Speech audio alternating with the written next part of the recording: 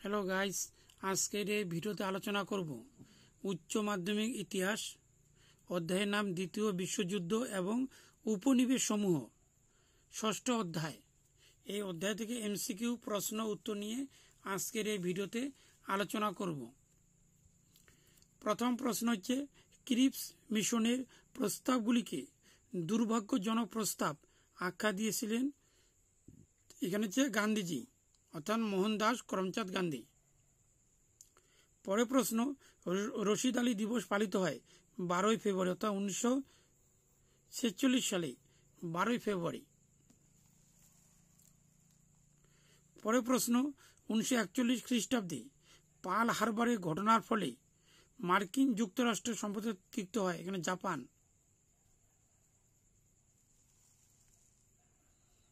পরের প্রশ্ন, ইন্দোনেশিয়ায় কোন ওই ইউরোপীয় শক্তির উপনিবেশ ছিল? হল্যান্ড, এখানে হল্যান্ডে ছিল। পরের প্রশ্ন, স্বাধীন ইন্দোনেশিয়ার প্রথম রাষ্ট্রপতি হলেন ডক্টর সুকর্ণ। পরের প্রশ্ন, নীল লিথগো প্রস্তাব ঘোষিত হয় 1940 খ্রিস্টাব্দে 8ই আগস্ট। পরের প্রশ্ন, গান্ধীজি ফেল পড়া ব্যাংকের উপর আগামী তারিখে চেক বলে মন্তব্য করেন এখানে ক্রিপস প্রস্তাব কি? পরের প্রশ্ন, কংগ্রেস ভারত ছাড়ো আন্দোলনের প্রস্তাব গ্রহণ করে 1942 খ্রিস্টাব্দে 14 জুলাই। পরের প্রশ্ন, সুভাষচন্দ্র কলকাতা থেকে পলায়ন করেন 1941 সালে 17 জানুয়ারি। পরের প্রশ্ন, ইন্ডিয়ান ইন্ডিপেন্ডেন্স লীগের সভাপতি নিযুক্ত হন সুভাষচন্দ্র বসু।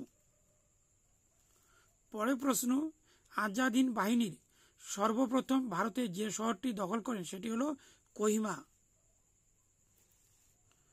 পরের প্রশ্ন, বিদ্রোহ আজ বিদ্রোহ চারিদিকে গানটি রচনা করেন সুকান্ত ভট্টাচার্য। পরের প্রশ্ন, সিআর ফর্মুলা প্রকাশিত হয় 1944 সালে। পরের প্রশ্ন, মন্ত্রী মিশন ভারতে আসে 1946 খ্রিস্টাব্দে। পরের প্রশ্ন, গণপরিষদের প্রথম অধিবেশন বসে দিল্লিতে। পরের প্রশ্ন, ভারতের স্বাধীনতা আইন পাশ হয় 1947 সালে 4 জুলাই। পরের প্রশ্ন, এশিয়াবাসীদের জন্য এশিয়া স্লোগান তুলেছিল জাপান। পরের প্রশ্ন, হিদেকি তোজো যে দেশের রাষ্ট্রপ্রধান ছিল এখানে জাপানে ছিল।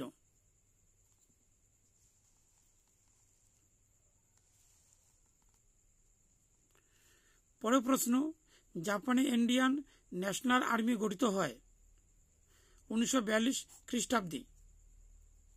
আর ডক্টর সুকর্ণ কোন দেশের নেতা ছিলেন? এখানে ইন্দোনেশিয়ার।